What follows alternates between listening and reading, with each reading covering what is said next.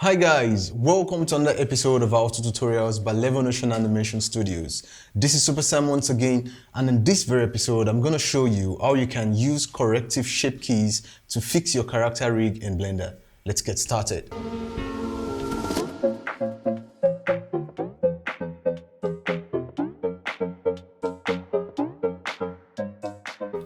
So before we go into this very episode, I want to seize this opportunity to say a big thank you to all our subscribers out there. We've just passed the 6,000 mark, and it's been amazing all the way. Thank you guys.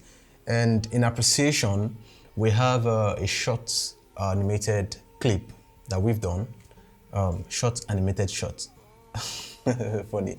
So we have a short animated clip that we've done just to appreciate our subscribers, and we went through the comment section to pick out names that actually signified they are subscribers on the channel, and then we had about 30 names or thereabout, and we had to feature those names in this short clip. So if you want your name to appear when next you want to do something like this, you can also signify in the comment section, and we'll do well to save the name and then put it as part of the video that will be done. Thank you once again. So to continue from where we stopped the last time, I want to show you how you can correct this blink using corrective shape keys. And to do this, the first thing you want to do is make sure you know what the problem is. Now the problem here is that the lid is penetrating the eyeball of the character, because this is a unique character. It's not the usual character you see out there. Is very stylized, and that's why we're having this much issues for the eyes. Now to fix this, I would like to okay, I would like to find a sweet spot where I want the blink to end. So let's check this -6. Let me put this as -7. I like to use a whole number, so I have that -7.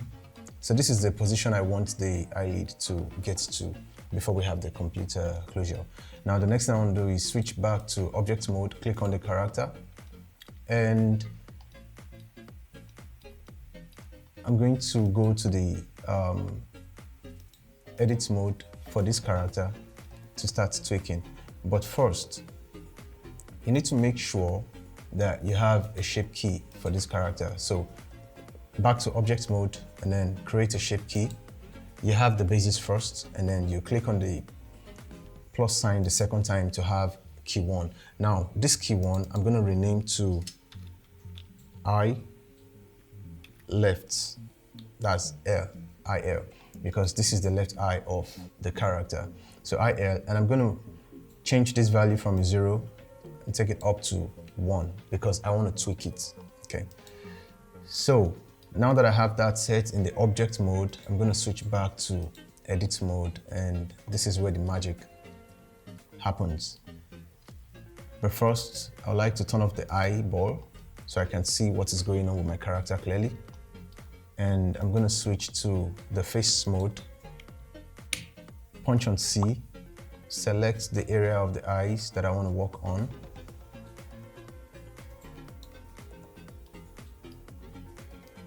And then hide every other part. Shift H to hide every other part. Yeah, because I don't want distractions. Okay, so with this, I can go back to my vertex select.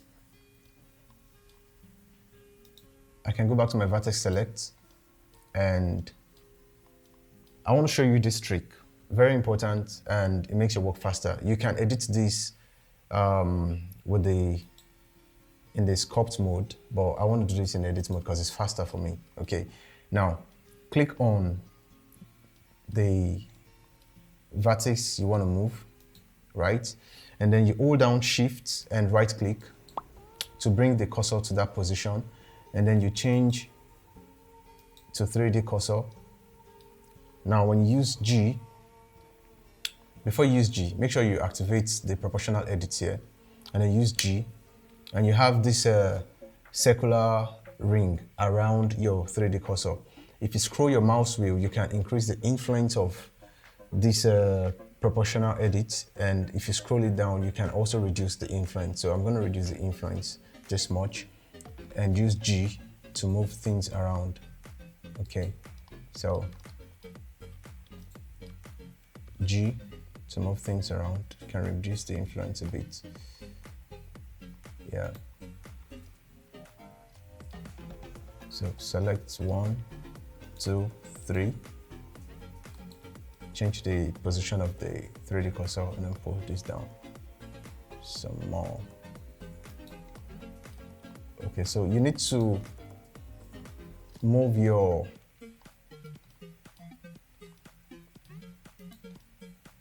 need to go around the camera in order to have a good view of what you're doing. Okay, I see I need to select some polygons. I need to select some vertices around here too. Okay, so I can use my C to select these 3 vertices. So I can move them as a unit. And now when I use my G, yeah, I can pull them well to that space.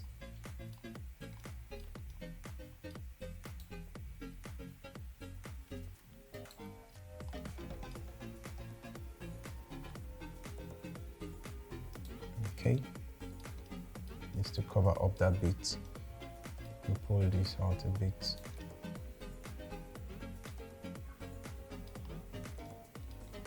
So this place is kind of rough.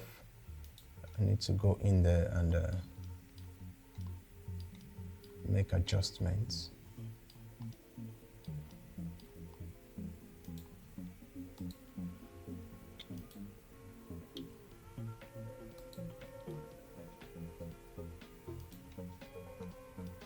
Okay. So make sure you always go back and forth to make sure. Now you can see it's cleaner on that edge.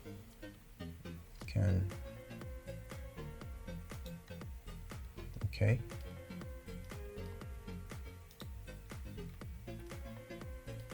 And go back again and check out what you can.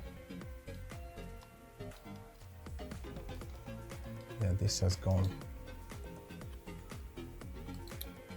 too low. Can pull this up a bit. Yeah. So you're having a cleaner solve. I want to close up this space. Okay. I need this part also to do a cleaner job. I can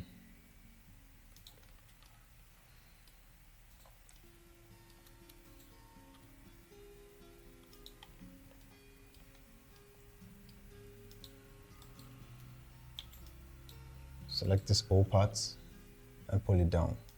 Cool. So you can see we have a cleaner lid here.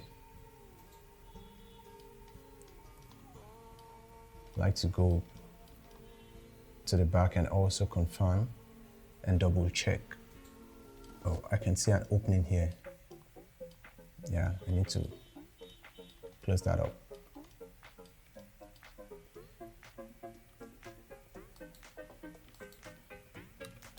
Select the O unit, the C, then G to close it up. Cool. Now I'm going to look at my character from the view the audience is going to see the character from to be sure everything is fine. And everything looks good now. Okay. So, but then when you turn on the left eye of the character, you can still see that the lid is still penetrating through the eyes. So it's time to make it bulge out. Then turn this off again and then come to the middle here. I'm going to bring my cursor in there. Select this, that, and then I can pull it up a bit. Now, take notes of how I'm moving this carefully because I'm trying to have a particular flow. Okay, I'm not just moving the vertices anyhow. I want a particular flow to it, so my mesh looks cleaner. Okay, and now from here, I can decide to bring this forward so it protrudes out. Okay, let me leave this out for now. Then go to the side and pull this forward a bit. Okay, turn on the eyes to see what's going on. Okay, I think I need to pull this a bit forward, change the cursor, turn on the eyes, go to the side view, and then pull this a bit forward. Okay, so I think this needs to be pulled forward also. G, a bit forward. G, a bit forward. Okay, so there you have it. You have the lid covering the eyes now completely, and it looks good this way. So now I'm going to unhide the hidden vertices. As you can see, I have my character back, and when you go to object mode and you turn off the new edits, you can see we have the same result we had before, but now we've been able to correct it using a corrective shape key. So this is a shape key now, that's why it's called corrective shape key. Now it's time to add a driver for this shape key such that when I move the control of the eyes, the corrective shape key would come into play, and it's going to give me that smooth close, the smooth lid close. Okay, so that's the next thing I want to do. Now, go back to the post mode, and you need to get the control responsible for the eyelid closing. Now, if you're to do a corrective shape key for the elbow of your character, for example, you won't look for the actual control curves, because for hands, you have both FK and IK in place, but you need the actual deformation bone that can help you get a good deformation. So that's what you're going to look for if you want to work on the limbs of the character, be it the legs or the arms. Okay, but for the eyes, there's no such thing as IKI or FKI controls. So you only have one control. That's why we can use the control for the eyelid without looking for the actual deformation bone, if that makes sense to you. So now I'm going to click on this bone and see what the name of the bone is. You can see the name of the control is rather. You can see it's written lead.tl.002, which means lead top left, the left eye of the character, the top lead of the left eye of the character. So lead TL002. Keep that in mind. That's what we're going to be looking out for. So now I'm going to go back to the mesh of the character. So go to object mode, click on the mesh, and then come to the shape key you just created and you renamed as a IL. So right click on this number, and I'm going to go to add driver. It's as simple as that. Now we've added a driver, so it's time to tweak the settings of the driver to suit our own purpose. So I'm going to bring this here so you can see it clearly, and I'm going to change the scripted expression to average value, and I'm going to change the object to rig. My armature is named rig, so depending on what name you're giving your armature.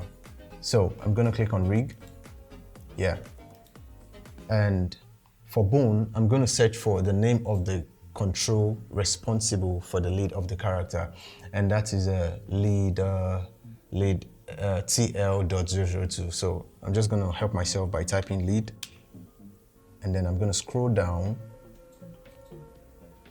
in search of the name. So you have lead TL002. This is what we're looking for. So once that is done, I'm going to change the type also, because when you move the lead, you're moving it in the Y location. Okay, so I'm going to change that to Y location. And the world space here is not what we need. We need the local space.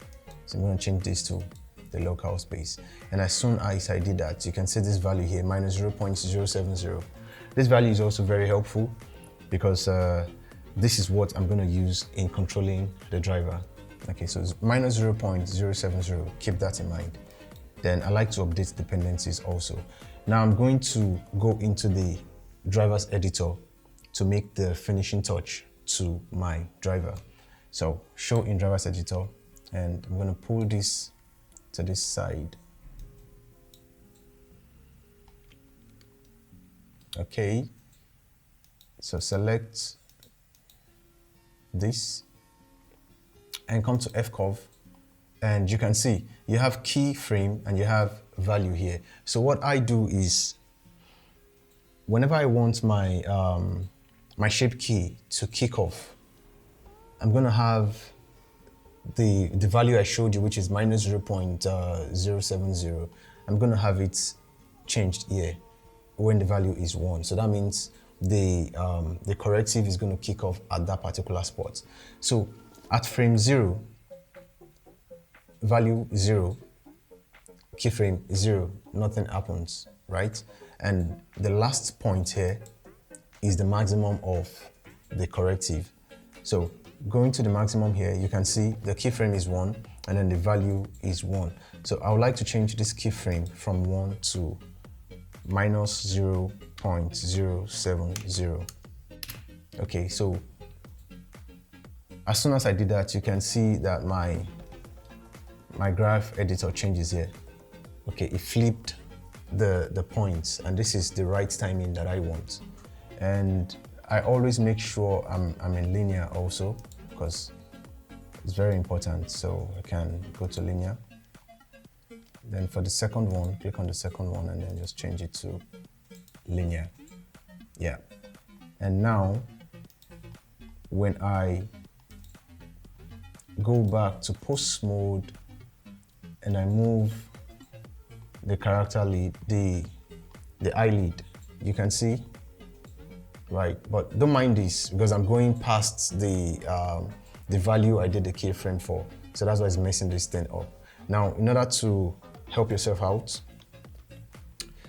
you can create a limit, a location limit for the control. And I'm going to do that now so that I don't go past minus 7. You can see this is a minus 8 currently, and it's messing up whatever I've done. So I'm going to limit the movement of the control to minus 7 so I don't go past that. Alt G, and then go to the bone constraint, add bone constraint, and then look for limit location. Here is it. So now I'm going to work on the minimum and I'm going to work on the maximum. Remember, the movement is along the y-axis. Yeah. So the minimum is minus 7, and then the maximum is 0 because you're starting from 0 and then you're going down to minus 7. So that makes sense. But then make sure you change from world space to local space because that's where we're working in. I'm going to click on the control again, and I'm going to change this to individual origin. Now I can pull this down, and as soon as I get to minus 7, nothing happens again. You can see. So this is what you want. Okay, it's cleaner to work this way. So Alt G. Okay. Now another thing I want to do is I need to get this whole setup from the left eye, the left eye of the character to the right eye of the character, and that's very simple and fast. So just go to minus 7.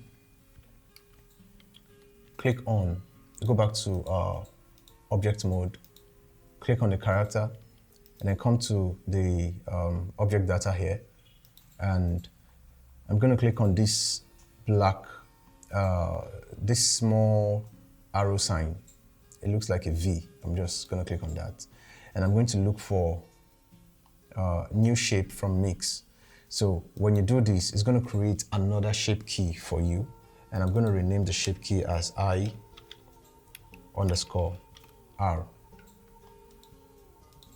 Okay, and for this shape key, if you take it up to 1 also, you can see I have more bulge here, which means it's adding up that information to the previous information we already had. So when you turn this off, you can see you have what we did initially. So I'm going to turn this off because I want to work on this, the right hand side. And I'm going to flip this. So mirror shape key, mirror it to the other side. So once I do this, you can see it looks horrible now, but it's not. Is this horrible because my control had not been moved to the position where it's going to make sense?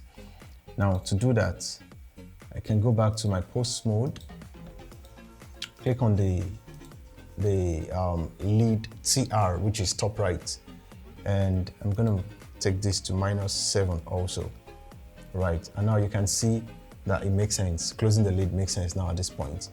So I'm going back to the object mode, click on the character, then come back to the eye mode, and now I can copy this driver. Let me make it active already. So I can copy this driver and then paste on the right hand lid. So paste driver. So once you do this, you're done, but not completely done. You still need to change the information of this driver to suit the right hand side of the character. So I'm going to edit the driver, pull this window to this side so you can see it clearly, and I'm going to change from lead top left to lead top right. So lead, I'm going to search for top right, lead top right 002. So this is it, lead top right 002. So I'm going to click on that, and Y location, local space -0.070, everything is fine. Update dependencies and click out. So now I can go back to my post mode and see what we have. So it works the same way, okay? Works the same way. Now it's time to Alt G. It's time to limit the movement of this control also. So go back to the bone constraints, click on add bone constraints, and then look for limit location. And as usual, I want the minimum Y and the maximum Y, and then the minimum Y is -7. The maximum Y is 0, and I'm going to change word space to local space, and we are done. So to test this out, you can see it works as it should. Okay, so one more thing I want to show you is, for me, I'm not a fan of the result I'm getting right now, especially at the earlier part of the motion. You can see it looks horrible here, right? It's over bulging here. But then when I get to -7, it looks okay, right? Now, how do you fix it? I fix this by using 2 different corrective shapes. That is, I'm going to have a corrective shape from this point, from 0 point to midway, maybe 0.5 or something. I have a corrective for that. That's going to smoothen things out. And I'm going to have another corrective from this 0.5 position down to the maximum position to have everything smooth. Okay, but I'm not going to show you that in this very video. In the next video, I'm going to show you how to do this. It's very simple and fast, and that's going to make your work sweet also. And if your character is not destylized, you don't have to go through the route of having 2 different correctives to fix the eyelid. So this character is way stylized, and that's why we need to do that. So I hope you've learned 1 or 2 things from this video. Don't forget to like the video, subscribe to our channel if you've not done so. And until next time, I am currently gonna call this a wrap. Keep your creativity blending.